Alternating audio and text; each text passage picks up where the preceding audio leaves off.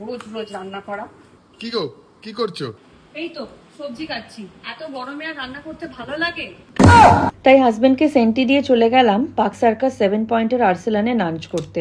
ভাগ্য আজ ভালোই ছিল, টেবিলের জন্য ওয়েট করতে হয়নি। আর্সেলানের ভিতরের অ্যাম্বিয়েন্সটা জাস্ট দারুণ, আর আমার উইন্ডো সিটে বসে লাঞ্চ করতে এত ভালো লাগে। আর লাকিলি উইন্ডো সিটটা আজকে ফাঁকাও ছিল। সিটে বসার সঙ্গে সঙ্গেই অর্ডারগুলো করে ফেললাম। কি কি অর্ডার করলাম সেটা ভিডিওতেই দেখতে পাবে। ভিডিও পুরোটা দেখো, আর ভালো লাগলে লাইক, শেয়ার অ্যান্ড সাবস্ক্রাইব অবশ্যই করো। অ্যাম্বিয়েন্সের মজা নিতে নিতে আমাদের খাবার চলে এলো। মেনুতে ছিল গ্রিন স্যালাড, রুমালি রুটি, মাটন চাপ, মাটন বিরিয়ানি আর মাটন কষা।